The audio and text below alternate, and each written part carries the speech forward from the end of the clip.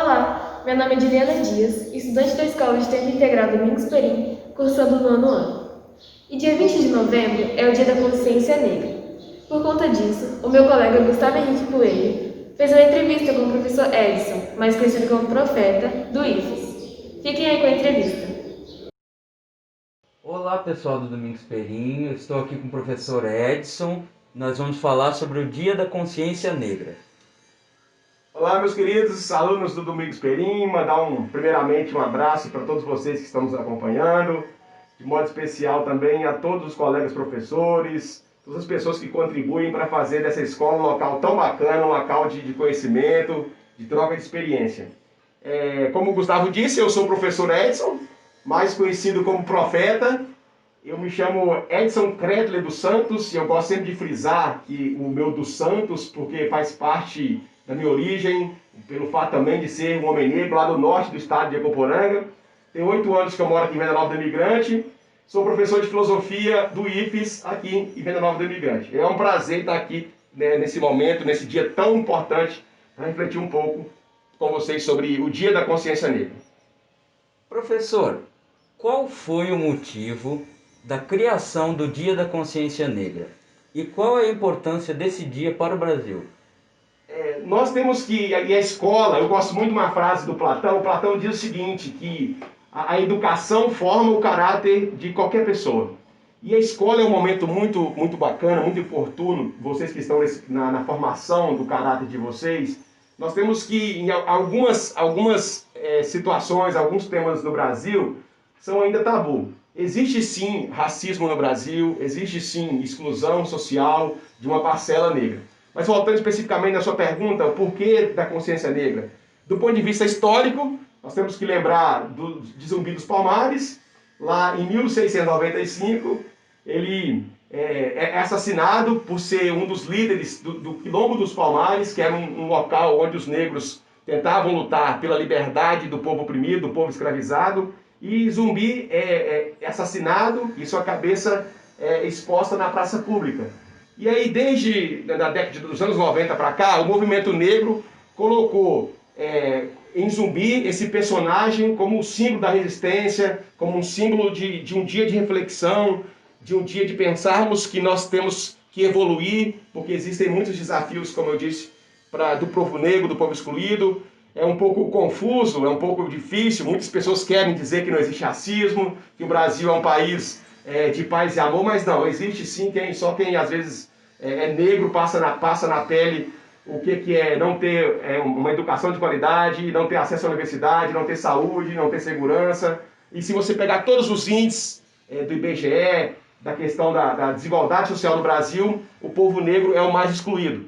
Então é importante falar, especialmente para vocês que são jovens, que nós precisamos criar um novo mundo. Se nós criamos um Brasil de racismo, de exclusão, de preconceitos, nós podemos também, e aí o papel de vocês, jovens, de vocês, adolescentes, de criarmos um Brasil mais solidário, mais justo e mais fraterno. Professor, desde a abolição da escravatura até os dias atuais, nós já evoluímos muito, mas existe todo um caminho que a gente ainda tem que fazer. O que nós, enquanto estudantes, enquanto educadores, podemos fazer para combater o racismo? Excelente pergunta, Gustavo.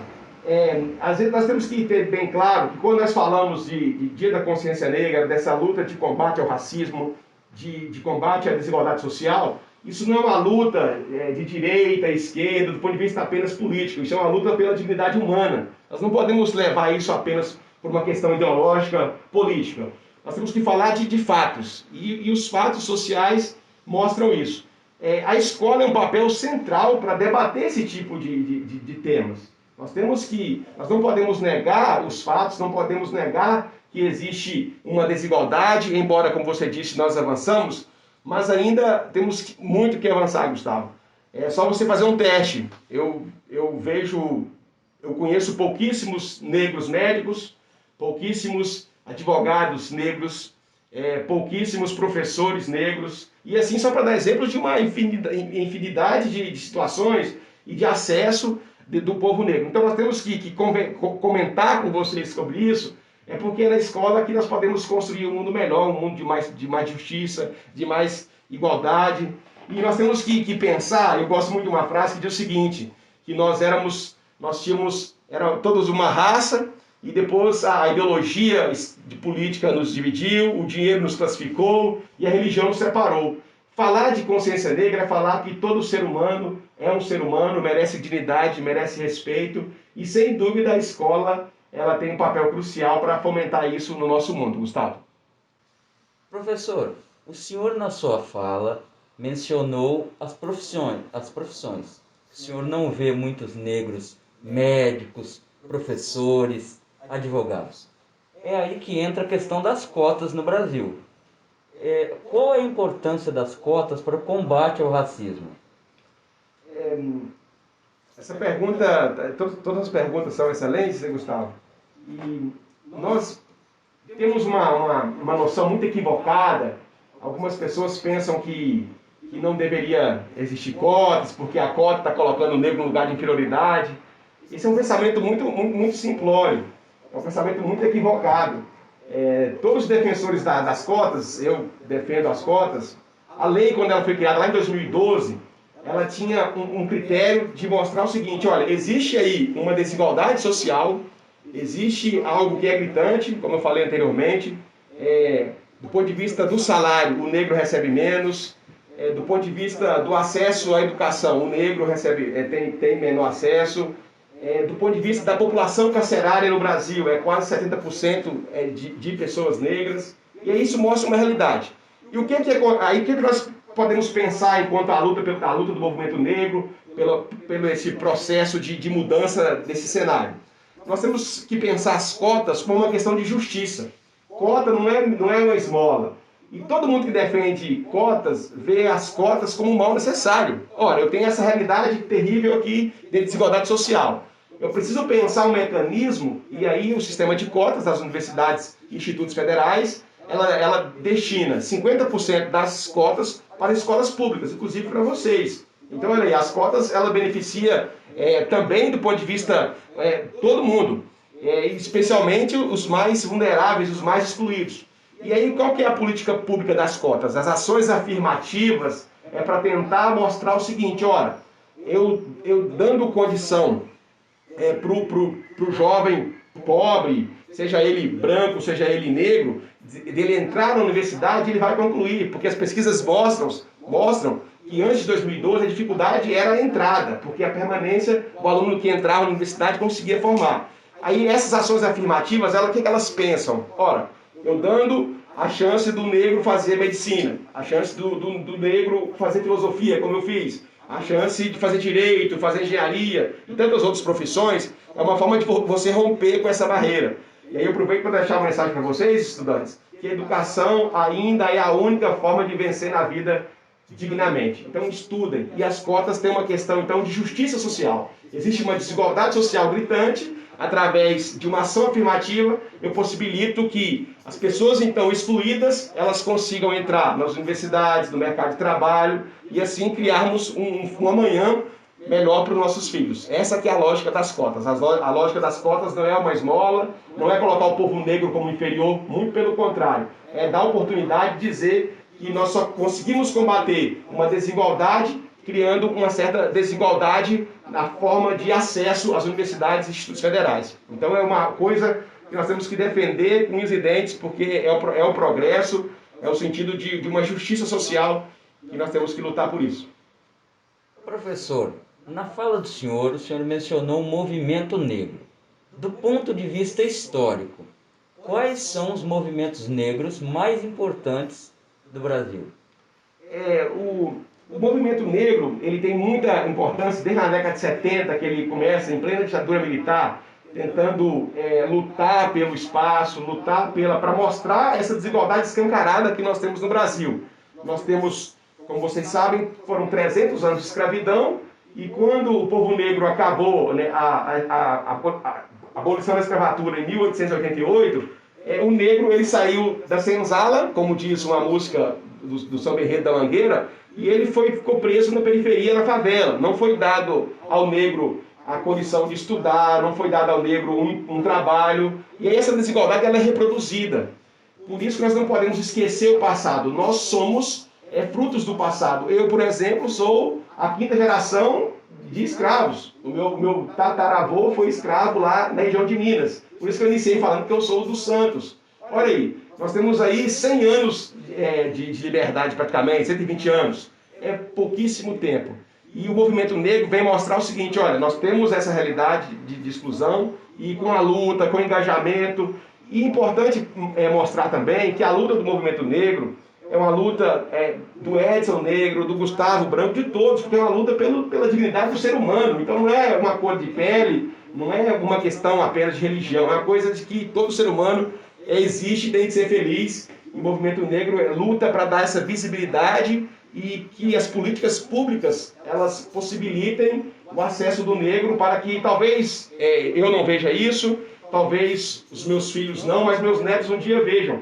Aí que tal, se nós continuarmos nessa sequência, talvez um dia nós não precisaremos falar de consciência negra. Mas até lá nós temos muita luta, muito trabalho, muito suor pelo povo negro para criarmos um mundo melhor, um mundo de justiça. Eu espero que meus netos vejam um mundo melhor, onde nós não vamos precisar mais falar de negro, branco, índio. E talvez quando eles forem assistir essa palestra, eles até acharem muito estranho o professor Edson com o aluno falando de consciência negra. Mas isso é um sonho e só se faz o amanhã, lutando agora com momentos tão importantes que a escola possibilita para vocês. Professor, quais são as políticas públicas que podem ser tomadas para o combate ao racismo? Uma das formas foi a lei de 2003, que ela colocou como obrigatório o ensino da arte, da cultura e da história africana. Porque você só pode conhecer, você só pode amar aquilo que você conhece. Então, por exemplo, eu durante muito tempo na minha formação, lá na adolescência, eu não tive um momento como esse. Eu não sabia de todo o contexto histórico, de toda a da exclusão das aulas de história. Eu pensava que a vida do negro era só se resumir à escravidão, 300 anos de escravidão. Só que tem uma outra realidade. Na África você tem, na nossa origem, você tem dança, você tem ciência, você tem cultura. Não é só a pobreza, não é só a escravidão. Nós temos o estereótipo de olhar da África. Então as políticas públicas, em momentos como esse, são momentos espetaculares. Eu tenho certeza que você não sairá o mesmo depois desse encontro, porque isso é todo um processo de construção de consciência. E a escola é esse local onde nós podemos debater isso, nós podemos aprender, e a melhor forma de política pública é eu perceber, e você também perceber, que existe um desafio muito grande e nós podemos vencer fomentando a história, valorizando o nosso cabelo black, valorizando a nossa forma de se vestir, valorizando a nossa ancestralidade. Isso que é importante. E se a escola não faz isso, não possibilita momentos como esse, cada vez mais nós vamos criando uma certa rejeição, até uma certa vergonha de ser negro. A escola tem esse papel para resgatar a nossa estima, resgatar nosso valor, o valor do meu povo negro, e é esse processo.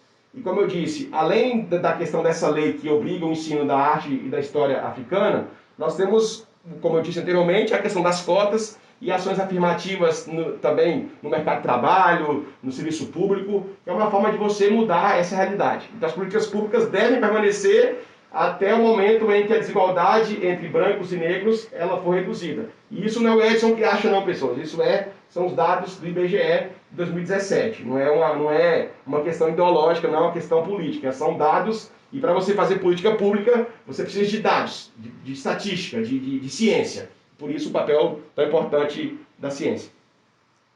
Professor, muitas vezes o racismo está presente em falas simples. Essas piadinhas que circulam sobre os negros são racismo? Excelente pergunta, porque às vezes o racismo, como nós falamos, é um racismo estrutural, ele foi construído. Todo o processo da escravidão, todo o processo da exclusão do povo negro.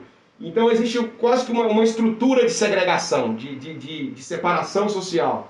E às vezes nós nem nos entendemos como racistas. Essa é a nossa dificuldade.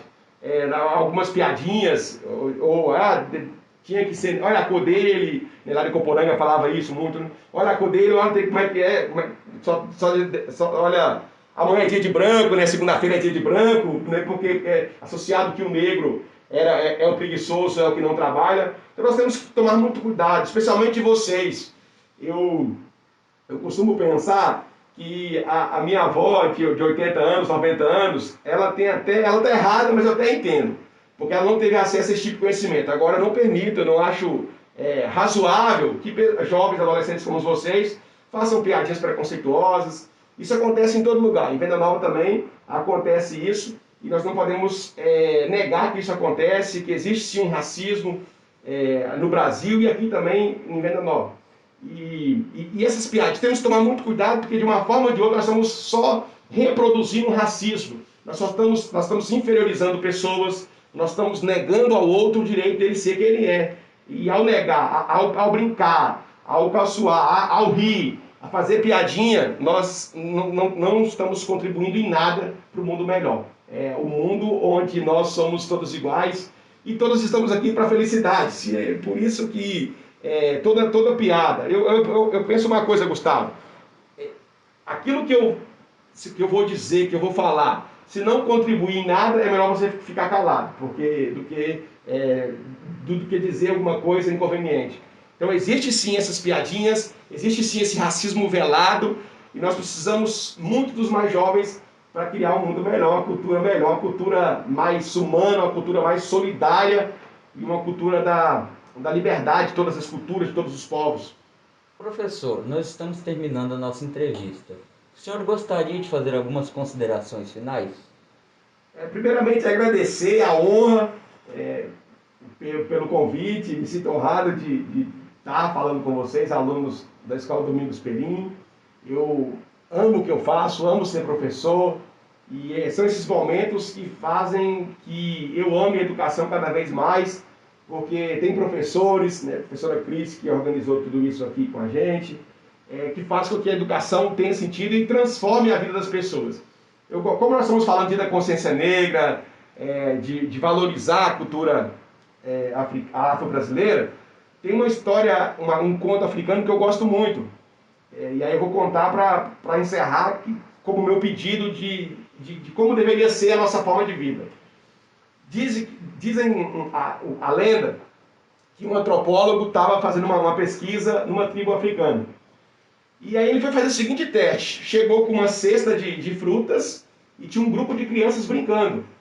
E aí o antropólogo propôs, Gustavo, ora, eu tenho aqui a cesta de frutas. Eu vou colocá-la em tal lugar e quem chegar primeiro vai ganhar toda a cesta de fruta e vai comer a cesta de fruta sozinho.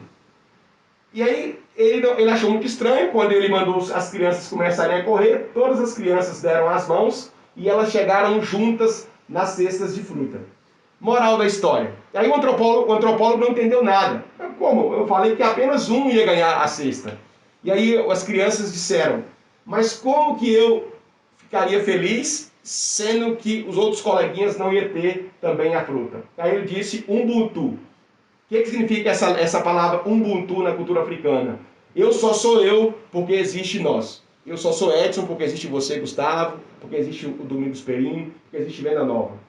E esse Ubuntu significa que ninguém nasceu para viver sozinho e que junto nós podemos construir um mundo de amor, de paz. E embora às vezes o mundo queira pregar ódio, pregar violência, pregar racismo, nós temos que ser essa grande diferença que nós queremos ver no mundo, como diz o Gandhi. E a escola, como eu falei para vocês, ela tem esse papel central. Então, deixar aqui o meu forte abraço e minha esperança de que o mundo vai ser melhor simplesmente porque vocês, jovens, que são muito melhores do que nós, estarão lá fazendo de um mundo muito melhor, sem racismo, sem homofobia, sem preconceito, sem discriminação, e um mundo onde todo mundo pode ser feliz e viver em paz. Forte abraço para vocês, fiquem com Deus, beijão do profeta.